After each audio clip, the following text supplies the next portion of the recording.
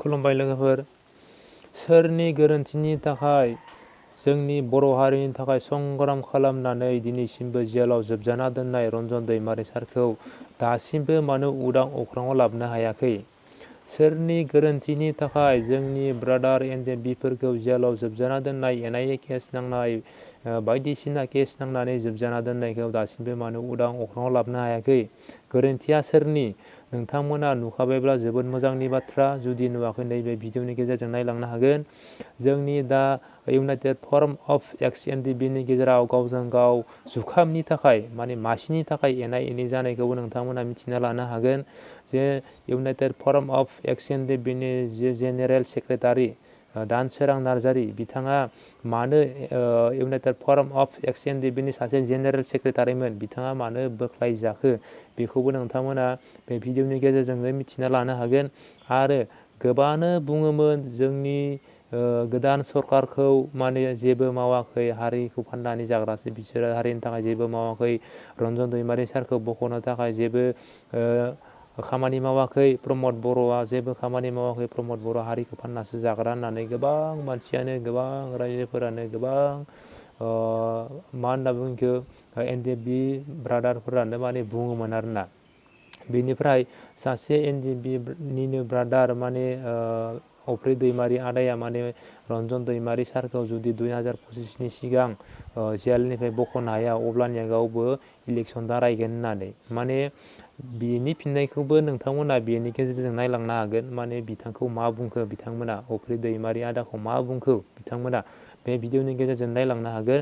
आरो सोरनि गोरोन्थिनि थाखाय रन्जन दैमारि सारखौ ndfb माखासे ब्रादारफोरखौ जेलनिफ्राय दिहुननो हायाखै बेखौबो नैबे भिडिअनि गेजेरजों नायलांनो हागोन। नोंथांमोना भिडिअखौ नायनानै लाग्रो। सारजिया बिथांखौ लेंहरनानै लोगोसे भिक्टिमाइज फेमिलिफोरखौ लानानै दिनै बिथांमोनहा सावरायनो होननानै लादोंमोन। बे सावरायनायावहाय भिक्टिमाइज फेमिलिफोरनो आर'नाइ गांसे गांसे सोनानै बरायनो नागिरदोंमोन। ओइदिनखालि भिक्टिमाइज फेमिलिफ्रा बिथांमोननि आर'नाइ सोनानै बुरखायनो नागिरनायखौ दिनै बिथांमोना गनायाखै। ओइदिनखालि गांसेबो आर'नाइखौ भिक्टिमाइज फेमिलिफ्रा सासेबो गानाखै। दिनै बेफोरबो मोनसे एखेबारे सारजिखौ लाबोनानै सावगारिल' खेबनानै देखायनानै जों मावदों बेबायदि स्टाइलाव दिनै बिथाङा खामानि मावबाय थादों। बेफोर कमप्लिटलि दिनैहाय मा होनो danshwrang नार्जारी बिथांनि माखासे लेथ्रा पलिसि खामानि मावनाय बे मोनसे थांखि। दिनै बेफोरखौ नोजोर बोनानै दिनै जों इउनाइटेड फर्म एक्स ndfbआ जों दिनै दुखु मोनदों। बेनिखायनो दिनै प्रेस रिलिज होनो गोनां जादों, खौरां मेल लानो गोनां जादों जों दिनै। आरो बेल' नङा, गोबां दिनै बिथाङा रिजन बिदों, जों रिजनखौ होलांबाय थागोन। जों रिजनखौ होलांबाय थागोन। दिनैहाय थांनाय मा होनो एप्रिलनि 13 थारिखआव मानगोनां बिटिआरनि चिफ प्रमद बर' बिथांजों जोंखौ लांनानै बिथाङा रायलायहैदों।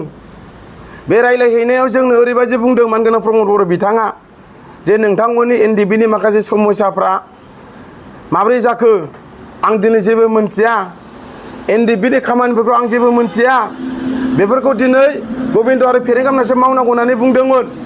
नाथाय बेहायबो दिनै बिथाङा बार बार बुंदों, danshwrang नार्जारीया बार बार बुंदों जे इउनाइटेड फर्म एक्स ndfbखौ जेरैखि जायाबो सरकारजों पावार थानाय सरकारजों एलायन्स जानाय खामानि मावनांगौ होननानै बुंदों। जोंबो फोथायदों, बिथांनि बुंनायखौ जों सानदों नोंगौ पावार थानाय मानसिफोरजों थाफानानै किसु खामानि मावनांगौ। नाथाय 4 बोसोर बारलांबाय, 4 बोसोर बारखांनायनि उनावबो दिनैनि थासारियाव जोंनि ndfbनि माखासे बिथा रेकर्ड जालांखांनायनि उनावहाय दिनैसिमबो 100आव दिनै 10% दिनै इउनाइटेड फर्म हिसाबै बा इउनाइटेड फर्मनि बा दिनै बारग' ndfbफोरनि जानानै दिनै मोनसेबो दिनै साक्सेस जायाखै। दिनै रिहाबिलिटेसनाबो दिनै मात्र 500 जादों।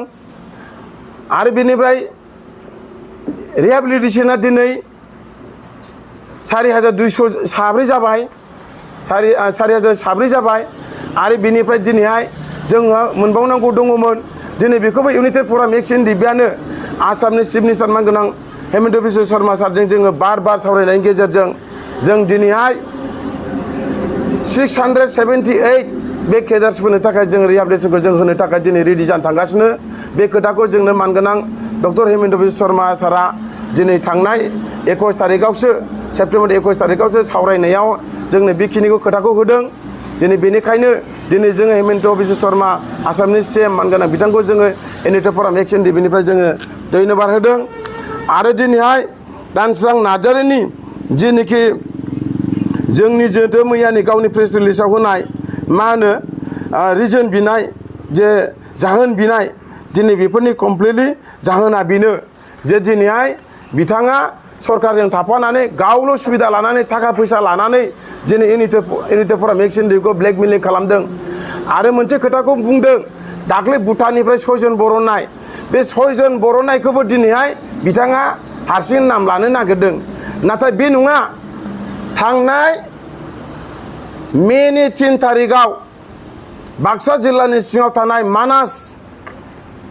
मानास पार्कआवहाय सिकिरि रेस्टुरेन्टआवहाय आसामनि चिफ मिनिस्टारा एनडीएफबी एक्शन टीमखौ हरनि 12टायाव लोगो हमना रायलायदों बे रायलायनायाव जों खावलायदों जे जोंनि एक्शन टीमनि समस्याखौ मावना होनांगौ भुटाननिफ्राय लानानै नेपालनिफ्राय गुबुन थानाय मानसिफोरखौ लाबोजोबनांगौ केसफोरखौ लाबोजोबनांगौ होननायाव जेला बुङो अब्ला भुटाननिखौ डाइरेक्ट बुंदों प्रमद बर' नोङो भुटाननो लाइजाम लिरदो दिनै बिथाङा चिफ मिनिस्टारा दिनै बिथांखौ खामान होदों बेनिफ्रायसो दिनै बिथांमोना खामानि मावनो गोनां जादों जुदि दिनै चिफ मिनिस्टारा जुदि खामान होआ दिनै तारिखआव बे 6 जनाबो दिनै तारिखआव मालाल' गबोआ बिनि कमप्लिटलि रेसपन्सिबिलिटिया 6 जन गबोनाय रेसपन्सिबिलिटिया आसाम गभर्नमेन्टनि दानि मानगोनां सीएम डक्टर हेमन्त शर्मानि आखाइ दंजोबो दिनै सोरबाया नाम लानो नागिरदों नाथाय बे कमप्लिटलि बे नंखाय बेफोरखौ जों मोनथिगौ आरो दानि जेसेबांनाखि खामानि मावबाय थानो नागिरदों दिनैहाय बिथांमोना दिनै थाल मोनदों एनडीएफबी एक्शन टीमआ दिनै सीएमजों जों मास मोनसेयाव खेबनै जों सावरायबाय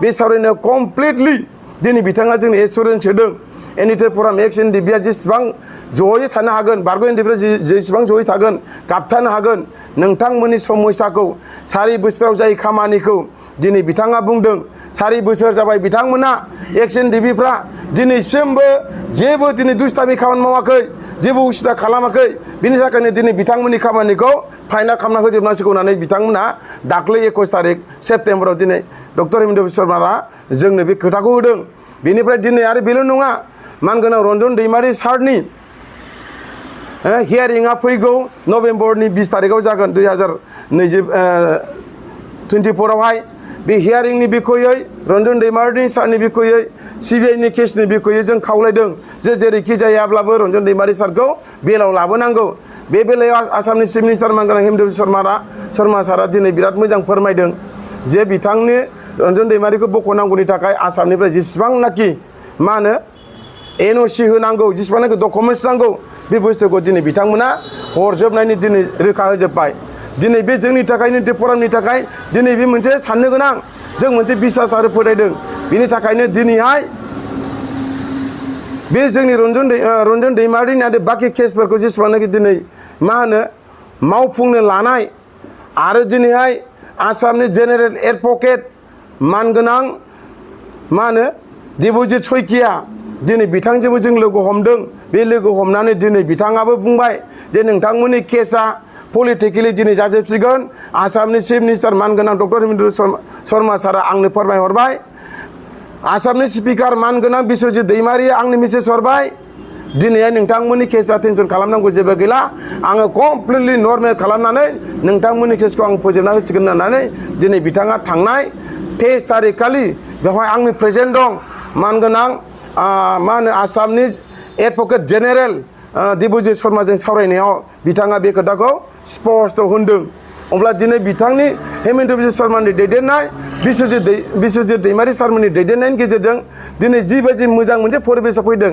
बे मोजां परिबेसाव फैनायखौ नुनानैसो दिनै जोंनि मानगोनां जेनेरेल सेक्रेटारि दानस्रां नार्जारिया दिनैसो गावखौ जेनेरेल सेक्रेटारि होननानै दिनै नाम लानो नागिरफिनदों एनडीएफबी एक्शन टीमनि जेनेरेल सेक्रेटारि नाम लानो नागिरफिनदों दिनै बिथाङा दिनैसो सिमां नुफिनदों मानो दिनै जोंनि एनडीएफबी एक्शन टीमनि खामानिया दिनै मोजांनिफ्राय मोजां जाबोनायखाय दिनै क्रेडिट लानो नागिरफिनबाय बिथांखौ दिनै जों बिराद फोथायोमोन जोबोद मोजां मोनोमोन नाथाय दिनै बिथाङा जोंखौ एरायना थांनायनि उनावहाय जों जेला बिथांखौ मा होनो रिसाबल खालामनानै जेला बिथांनो जोङो मा होनो केबिनेटथ' नंला बेखौ मा होनो बेखौ एग्जिकिउटिभ मेम्बार हिसाबै दोनो अब्लासो बिथाङा दिनै खर'बो सादों आरो मोजां फिथाइखौ नुहुरनाय बायदिखाय मोजां रिजाल्टखौ मोनसिगोन बायदिखौ नुनायखाय दिनै बिथाङा मा खालामदों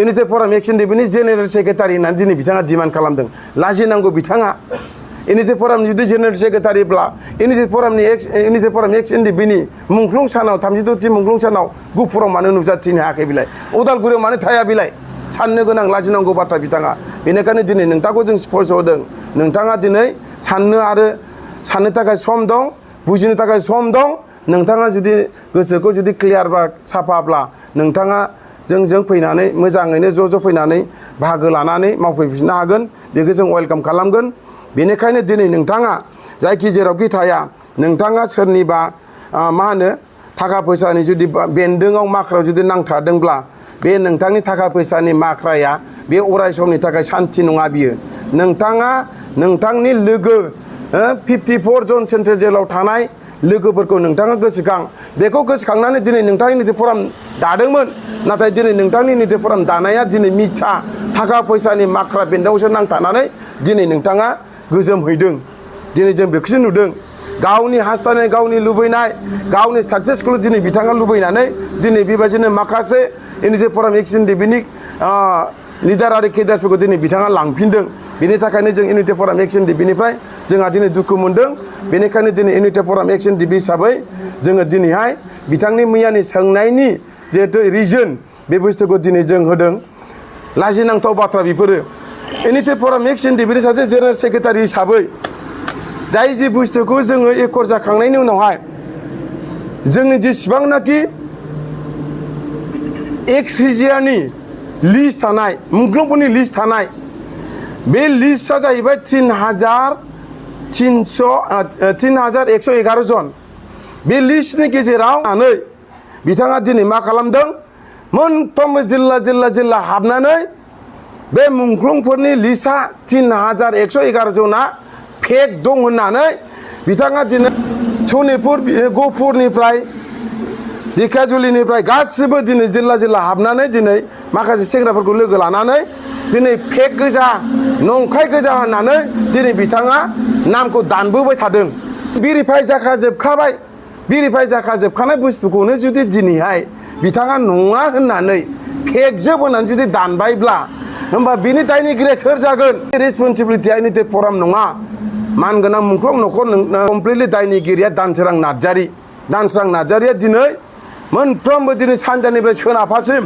माखासे सेंग्राफोरखौ लानानै मुंख्लंफोरखौ नंखायजोब फेकजोब होननानै दिनै दानजोबलांबाय दायनिगिरिया दानसोरां नार्जारि जागोन बेनिखायनो जों इउनिटेड फराम हिसाबै बेखौ नोंथांखौ जोङो मेसेज हरबाय आरोबाव इयुनाव नोंथाङा जोंनि इउनिटेड फरामखौ आरोबाव बेबायदि सोरनिबा पावाराव थानाय गोहोफोरखौ थाफानानै जोंनि जेनिखि मोजां खामानि मावनो थांनायावहाय नोंथाङा जाहाथे जोंनि गेजेराव बिभाजनखौ लाबोनो नाङा सार मानगोनां डक्टर हेमन्त शर्माजों थांनाय 21 तारिखआव सेप्तेम्बर 21 तारिखआव जों मोनसे इउनिटेड फराम एक्स एनडिबिआ 13 जन टिम लानानै बिश्वजित दैमारि सारनि दैदेननायाव जोङो आसामनि principal secretary chief principal secretary आरो एडिजिपि आरो गोबां सेक्रेटारिफोरखौ लानानै मानगोनां डक्टर हेमन्त शर्मा सार आरो मानगोनां डक्टर रिनिस पेगु दिफेनाल' थालां होननानै दिनै आसामनि चिफ मिनिस्टारा जोंनो डिक्लेयार होदों बे सावरायनायाव दिनै दिफेन बर' बिथाङाबो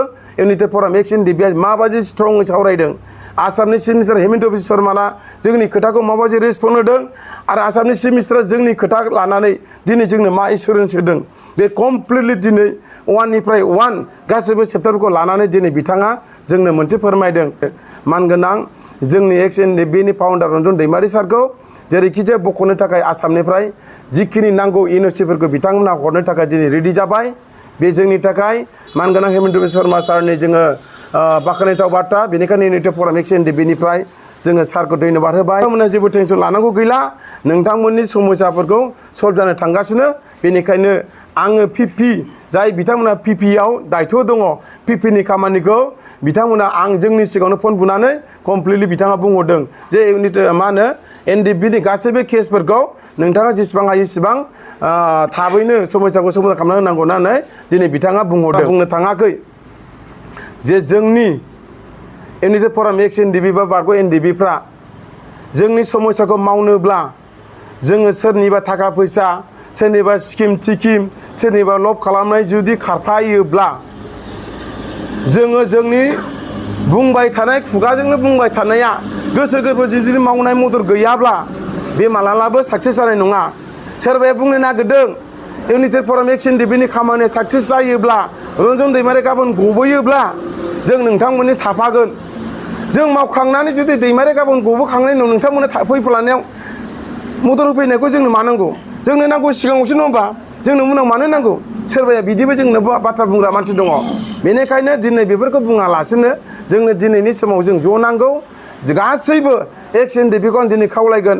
मानगोनां गबिन्द सार डेपुटि चिफनिफ्राय लानानै मानगोनां फेरेंगा बसुमतारिनिफ्राय लानानै एम जोंहा मानगोनां प्रिस मुसाहारि, मानगोनां सानजारां बिथां, मानगोनां एमएलए भुपेन बर' बिथां आरो मानगोनां जोंहा एस ग्रुपनि प्रेसिडेन्ट मानगोनां मा होनो सावरायग्रा बिथां, नोंथांमोनखौ आं दिनै खावलायो इउनाइटेड फरामनि जानानै जे नोंथांमोनानो साफा साफा दैदेनगिरि जानानै साफा साफा सिगनेटरि जानानै जों एक्स एनडिबिफ्रा 2025नि सिगां जुदि खौसे जुदि जानो हायोब्ला, मिलायनानै जुदि जों गाबथानो हायोब्ला जों साननाय बादि जों लुबैनाय बादिनो जोङो गासैबो जोङो मावफुंहैनो हागोन।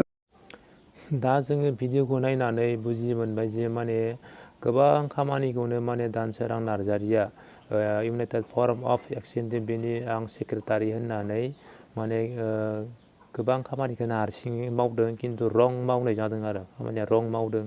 बिसोरनो बारा टार्म्स गैया। बेनिफ्राय माने मोनसे गोदोर भुला दंबावो आरो माने जे एनडिबि मुंख्लं जालांबाय 3111 जन जे मुंख्लं जालांबाय बिथांमोननि मुंखौ माने न' हाबनानै माने एनडिबि नङामोन बिसोरो ओरैनो थैदों ओरैबायदि माबा मोनसेयाव माने नामखौ दानबोदों आरो जा माने इउनाइटेड फराम अफ एक्स एनडिबिफोरा आगोलनो माने सरकारनो गथायखांखाबाय बिथांमोना जोंनि मानसिमोन मुंख्लं जालांबाय होननानै गथायखांखाबाय। बेफोरबायदि गथायखांखानायखौनो बिथाङा न' हाबनानै बेफोरबायदि मुंखौ दानना होनाया माने जोबोर गोरोन्थि जादों आरो बेफोरबायदि दाननो नाङामोन। मुंख्लं जाजानाय न'खरासो मिथिगौ बेसेबां दुखु जालांबाय बर' हारिनि थाखाय नै बेफोरबायदि मुंख्लं जालांबाय। नाथाय बेफोरबायदि मुंख्लं जालांनायनि मुंखौबो दाननानै होयोबा न'खरा बेसेबां दुखु मोनगोन, न'खराव माबा मोनसे खहाय मोननो गोनाङाबो गोमालांगोन। दा बेफोरो दानसोरां नार्जारिनि थाखाय जोबोर गोरोन्थि जादों। आरो जोंनि प्रमद बर'नि सायाव माने जेबो फोरमायामोन। मोनसे समाव प्रमद बर'आ सोंदोंमोन, बेखौ नोंथांमोना भिडिअ लुलांखाबाय जे माने एनडिबिफोरनि समस्या माबोरै जाना दं होननायाव बिथाङाबो माने बुंदोंमोन मा बेखौ जों मिथिया, गबिन्द आरो फेरेंगियासो मिथिगौ। खारन गबिन्द आरो फेरेंगियाबो एनडिबिनिनोमोन नालाय बिथांमोना बिदिनो एम जालांबाय। बिनि थाखाय बिथाङा माने बिसोरसो मावनांगौ होननानै डाइरेक्ट बिसोरखौ बुंनाय जायो। बेफोरबो जोबोर गोदोर भुल आरो जोबोर गोदोर गोरोन्थि मावदों बिथाङा। बिनि थाखायनो निस्सय बिखौ जेनेरेल सेक्रेटारिनिफ्राय बोख्लायनाय जादों। बोख्लायनायाबो मोजां। बेफोरबायदि माने गावनि उदैनि थाखाय गावनि लाबा लाबनि थाखायल' मावग्रा मानसिफोरखौ बेफोरबायदि गोदोर बिबानाव दोननो नाङा। मोनसे समाव बियो बैसोर बायदियासो माने हारिखौ फानो, पार्टिखौ फानो, पार्टिजों माने एना एनि सुथुर खालामलायनो हायो आरोना। जेराव बिथांखौ माने बुंनायाव बाथ्रा सेबनायाव बिथाङा माने थैजानो गिनानै रुखु रुखु माने गाबफ्लानानै निमाहा बिदोंमोन। नाथाय बेफोरबायदि मानसिया आरो दिनै निउसनि गेजेरजों दुगा दुगा बाथ्रा बुंबावदो। बेफोरबायदि मानसिखौ बोख्लायनायाबो जोबोर मोजां जादों जों सानो आरोना। बोख्लायनायाबो जोबोर मोजां जादों। माने हारसिं खामानि मावनाया बेयो मोजांनि खोथा नङा। रायजोनि थाखाय मावनाया हाया। बेफोरबायदिया माने गावनि लाबा लाबनि थाखायसो मावो होननानै मिथिखायो आरो। दा बिथांमोनखौ बुंखादों माने बियो सोरनिबा फैसानि थाखाय सोरनिबा माखाराय बेन्दोंआव नांथादों होनना बिथांखौ बुंथादो। बेफोर बाथ्राया खयथ' बाथ्रा आरो साननो थाङोबा। खारना माने बियो जेबो मावाखै। मोनसे समाव लैहोरखौबो बिनो बुदोंमोन होननानै खोनादों। इउनाइटेड फराम अफ एक्स एनडिबिया नाम थांदों बेयावबो। दा बिदिनो दोनबाय थायोबा बिदिनो मोनसे गोदोर गोदोर गोरोन्थि मावलांबाय थागोन। भुटाननिफ्राय लाबोनाय ndfb खौबो गावनो लाबोदों बायदि बाथ्रा बुंदों। दा बेयाव हारसिङै लाबोनो हाया बेखौ। ग्रुपआ हानजायानि आखाइ थायाबा, सिफनि आखाइ थायाबा, सरकारनि आखाइ थायाबा माने हारसिं लाबोनो हाया बेखौ। बेफोरखौबो बिथाङा आं बुंनायनि थाखाय माने तान मोन्दों जे इउनाइटेड फराम एक्स ndfbनि जाखिनि दंबावो बिथांमोना तान मोन्दों। बिनि थाखाय बेखौ जेनेरेल सेक्रेटारिनिफ्राय बोख्लायनानै एक्जिकिउटिभ मेम्बाराव लाबोनाय जादों आरोना। दा नोंथांमोना मा सानो कमेन्ट खालामदो। गोजोन्थों।